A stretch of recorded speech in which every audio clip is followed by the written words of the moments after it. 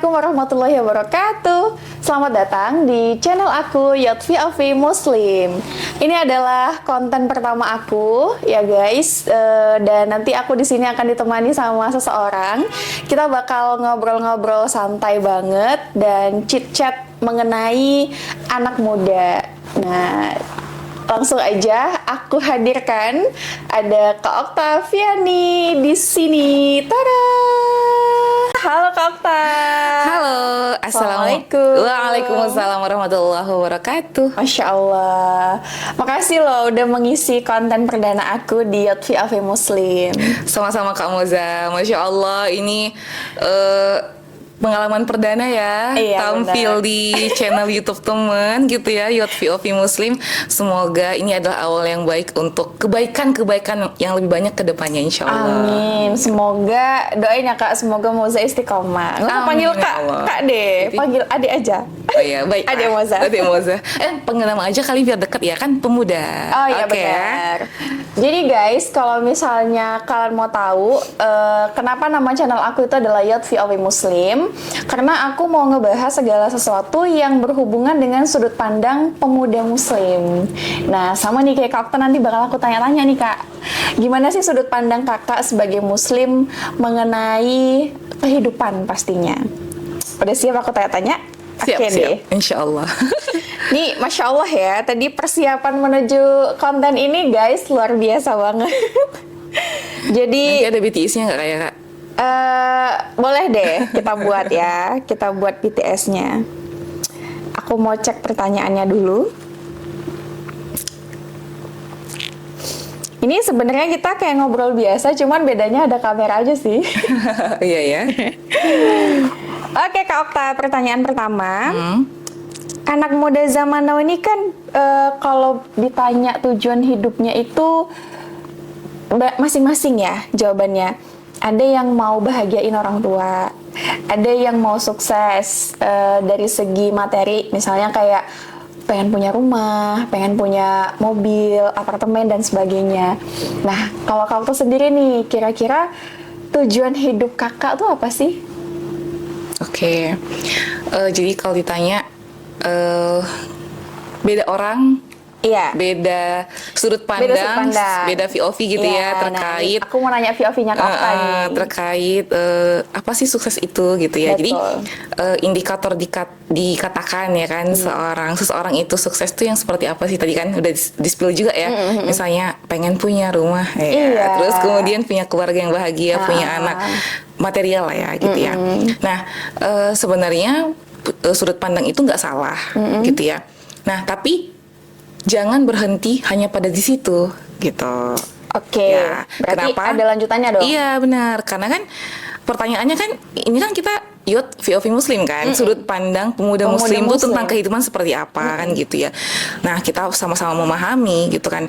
Ketika kita menjadi seorang Muslim ya, berarti kita memang menjadi seorang hamba atau seorang ciptaan Allah gitu ya, yang memang siap memenuhi standarisasi itu menurut Allah gitu kan. Oke. Nah. Berarti harus sesuai dengan apa yang Allah mau sama Iya gitu tentang kan. kita. Karena kenapa? Karena Allah yang menciptakan kita, otomatis Allah yang lebih tahu tentang kita. Berarti Allah yang paling tahu apa yang terbaik untuk kehidupan kita. Oke. Ya kan? Berarti dengan kata lain Allah yang lebih tahu standar sukses yang seperti apa sih yang lebih cocok untuk hambaku ini kan gitu. Jadi oke, setiap kepala beda isinya gitu kan. Benar. Setiap orang kemudian beda standarisasi suksesnya gitu ya. Nah, tapi menjadi seorang Muslim dikatakan sukses itu adalah tadi kan pada dua hal ya kan.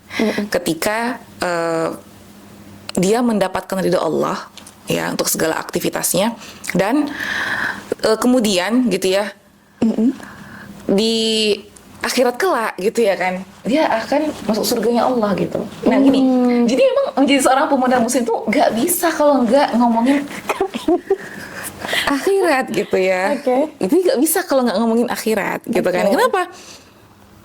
Disinilah letak bedanya pemuda Muslim dengan pemuda yang lainnya gitu kan ya. Kalau pemuda yang lain mereka hanya hidup di dunia aja gitu kan. Jadi suksesnya itu memang hanya sukses dunia Oh, gitu. iya, iya, Tapi iya. kalau jadi seorang Muslim hidupnya itu bukan untuk di dunia, ya. Justru afterlife gitu kan. Nah, jadi ada kehidupan setelah kehidupan ini gitu. Apa itu? Ya akhirat kelak kan, seperti itu. Jadi kita pahami gitu kan ya, bahwa afterlife-nya kita menjadi seorang muslim ya, itu pasti pengennya surga gitu kan. Dan dunia itu kan bukan tempat tinggal ya kalau dalam pandangan Islam, tapi tempat meninggal. Gitu ya. Artinya dunia itu akan kita tinggalin. Nah, berarti silahkan untuk diambil apa bahasanya ya? Bukan semampu sih. Apa ya? Sebutuhnya kita gitu ya, sebutuhnya kita untuk ngejalani hidup di dunia. Berarti kayak gitu. bukan semaunya, tapi sebutuhnya. Iya, aja. sebutuhnya gitu kan ya. Nah, berarti kayak tadi kan misalnya, oke, gak salah ya, gak salah untuk kemudian sukses itu dia punya, kita ya pemuda nih, pengen nanti kemudian selesai kuliah, pengen dapat kerja, ini lagi ada pembukaan CPNS kan, jadi pengen kerja di pemerintahan biar punya gaji tetap segala macam, tunjangan dan lain-lain gitu. Atau juga ada yang mungkin mau berdagang atau mungkin buka bisnis buka gitu usaha, ya. Ya silahkan gitu. Nanti kemudian habis itu kerja menikah. Terus pengen punya anak yang lucu. Ya kan, kemudian harapannya sebelum menikah punya rumah dulu, gitu ya, minimal punya kendaraan, ya kan, roda 2. Nanti kalau udah punya anak, nambah anak roda 4, kan gitu ya. Kemudian nanti pengennya bisnisnya buka lagi cabangnya, oke, nggak salah, gitu ya. Tapi pastikan apa yang kita dapatkan itu semuanya itu mengarah ke dapatin ridhonya Allah, gitu. Artinya silahkan kita untuk mengambil dunia ini sebutuhnya kita, gitu kan ya. Nah, tapi tadi gitu ya, pastikan caranya kita, ya kan, untuk ngedapatin itu memang benar-benar cara yang Allah ridhoi. Gitu. Berarti nggak apa-apa sebenarnya kita punya punya tujuan untuk hidup secara material tadi itu terfasilitasi lah gitu ya Kak. Tapi tidak meninggalkan rambu-rambu yang Allah udah buat, karena kan semua bakal ditinggalin ya. Kayak tadi walaupun kita udah punya rumah, udah punya keluarga yang lucu-lucu gitu kan, tapi semua bakal ditinggalin dan yang kita bawa ya sesuai dengan aturan yang tadi kita ikutin apa enggak gitu ya, rambu-rambu yang kita ikutin apa enggak. Iya, kayak gitu kan. Oke, berarti itu harusnya dimiliki oleh semua pemuda kah Kak, atau boleh bebas? Gimana tuh? Oke, harusnya gitu. Karena kita kembali tadi ke awal yang Kakak sampein gitu kan, bahwa kita ini hamba Allah kan, semuanya kita adalah makhluk ciptaan Allah gitu. Kita diciptakan sama Allah, jadi Allah yang lebih tahu apa yang terbaik untuk kita, kan kayak gitu ya. Jadi memang ya idealnya semua pemuda itu selama dia manusia dan dia muslim, ya harusnya standar suksesnya itu adalah ketika Allah ridho gitu. Nah, jadi kan, dan Masya Allah di Islam kan udah dijelaskan juga ya, Allah ridho tuh ketika apa gitu. Ketika kita terikat kepada seluruh syariatnya Allah gitu. Gitu ya. Jadi kan gini, semua hal itu Allah izinkan terjadi kan, tapi nggak semua hal kemudian Allah ridhoi gitu. Ya kan, artinya seseorang yang mungkin kemudian dia kaya, kemudian dia miskin maybe gitu ya, itu kan terjadi atas izin Allah kan, tapi belum tentu kemudian itu Allah ridhoi. Jadi Allah ridhoi itu ketika apa? Ya ketika terikat kepada syariat Allah, kayak gitu. Jadi jangan mencukupkan untuk itu. Diizinkan tapi belum tentu diridhoi. Benar banget gitu. Kalau kita analogikan sama manusia, misalnya kita mau pergi nih dari rumah, mau main gitu ya, terus mama kita bilang boleh, tapi giginya rapet gitu ya. Belum tentu ridho berarti kan? Izinkan. Sebenarnya ya tidak direstui gitu ya, tidak diridhoi. Oke. Tapi kan kayaknya itu sekarang, kalau anak muda sekarang itu nggak mandang ke sana deh Kak. Itu kira-kira gimana caranya supaya teman-teman di luar sana juga punya VOV yang sama? Karena kita semua sama-sama muslim gitu ya. Gimana caranya supaya kita punya sudut pandang yang sama gitu semuanya? Iya. Jadi ini kan ada statement juga kayak gini kan. Kak, gak mungkin lah kita hidup itu tadi ya misalnya, gak mungkin lah kita hidup itu kemudian gak ada harta gitu kan ya. Nah, iya memang karena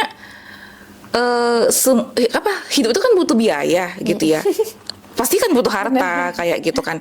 Toh juga Allah kan di Al-Quran itu kan menyandingkan kata kaya itu kan dengan cukup ya. Kan gitu ya, kaya dan cukup. Kaya dan cukup. Bukan Berarti miskin bukan gitu. miskin. Iya, bukan miskin Oke. kan. Berarti cukup, berarti secukupnya untuk kita ambil memenuhi kebutuhannya kita, ya kan, memenuhi, kalau di laki-laki berarti memenuhi kebutuhan yang menjadi tanggungan dia, kan gitu ya. Nah, di sini yang menjadi titik fokus itu adalah tadi, gak salah. Yang salah itu adalah ketika menjadikan ini fokus utama para pemuda gitu. Oh, Itu dianya. Jadi semua tertuju ke Iya. harus punya itu. harus punya itu, gitu. Kalau nggak punya itu, kayaknya merasa gagal Iya, hidup ini ya. gagal Kak, ya? hidup ini gitu ya. Jadi artinya value dirinya dia gitu ya, nilai dirinya dia itu ditentukan dengan dia punya materi ini atau enggak gitu. Bukan kemudian dia dapetin itu dengan cara yang Allah ridhoi atau enggak kayak gitu. Itu kan udah enggak lagi kan. Iya, benar. Nah, artinya saat ini gitu kebanyakan manusia ya kan, pemuda juga itu udah meninggalkan yang namanya itu syarat diterimanya amal gitu, atau syarat diterimanya aktivitas gitu ya. Apa tuh syarat? Nah, kalau dikatakan Qadhi'iyat ini salah satu guru dari Imam Syafi'i gitu kan, mengatakan bahwa syarat diterimanya amal itu adalah isanul amal, amal terbaik. Apa itu? Niat ikhlas dan caranya benar. Ya kan. Nah, ada sebagian pemuda nih gitu ya, dia pengen kaya biar kemudian dia bisa untuk apa ya, bangun panti asuhan gitu ya. Tapi kemudian caranya dia terlibat riba di bank. Nah, dia minjem uang, iya, mulai jalur riba di bank gitu kan ya.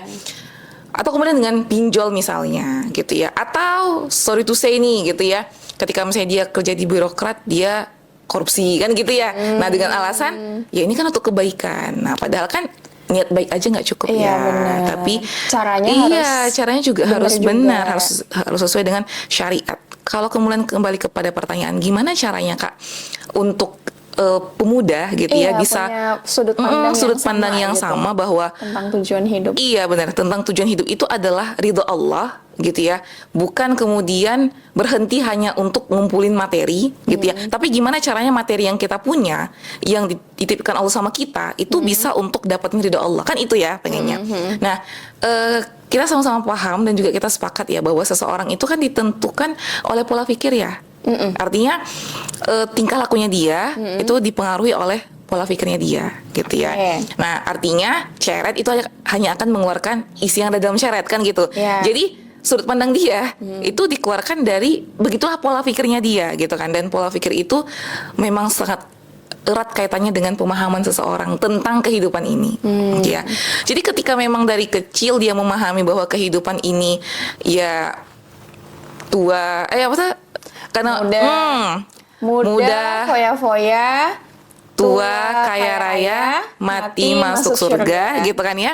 Nah, ketika memang sudut pandangnya memang semua itu halnya materi, hidup ini memang untuk mendapatkan materi sebanyak-banyaknya, karena baik buruknya dia tergantung dari materi yang dia punya, diterimanya dia dari atau ditolaknya dia di masyarakat dari materi yang dia punya, dari harta yang dia punya, gitu kan. Nah, itu akan mempengaruhi cara dia menjalani kehidupan.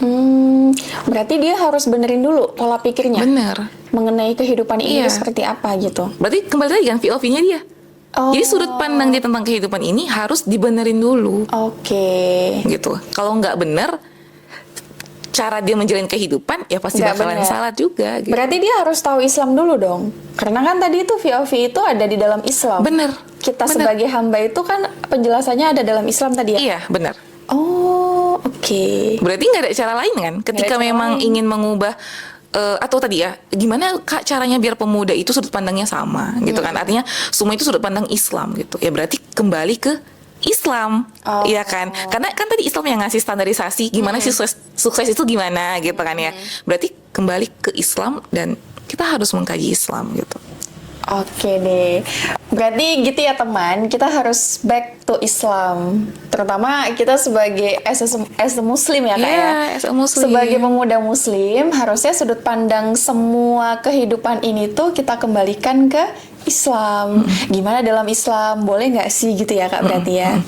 Oke deh. Wah, Masya Allah nih, kayaknya obrolan perdana kita udah cukup deep ya Kak. Deep talk ya. Iya. Kenapa kita bahas tujuan hidup terlebih dahulu? Karena ya kita harus tahu dulu kan hidup ini tuh untuk apa gitu. Baru selanjutnya kita bisa menentukan kita harus ngapain aja. Oke deh. Mungkin cukup Kak obrolan kita? Cukup Oke, ya? cukup. Masya Allah.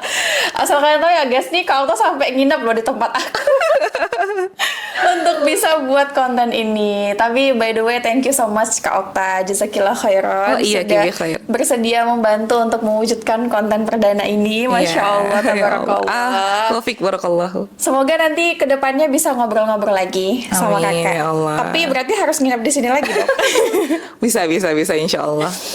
Oke deh teman-teman semuanya, segitu dulu konten perdana kita. Semoga kalian bisa mengambil sisi positifnya dan bisa kalian jadikan sebagai referensi untuk menjalani kehidupan kita dan menemukan tujuan hidup kita sebenarnya sebagai pemuda muslim. Terima kasih. Assalamualaikum warahmatullahi wabarakatuh. Waalaikumsalam warahmatullahi wabarakatuh. See you guys.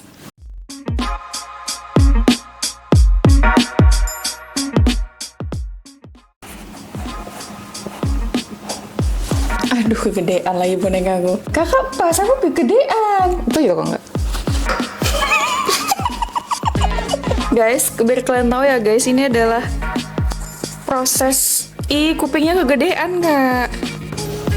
Itu kucingnya di sini aja. Udah ya, langsung aja nih ya. Loh, kan kakak nggak langsung di sini nanti. Ini bawa? Nggak usah. Bismillahirrahmanirrahim. 1, 2, 3, action. Selamat datang di podcast aku. Bukan podcast, channel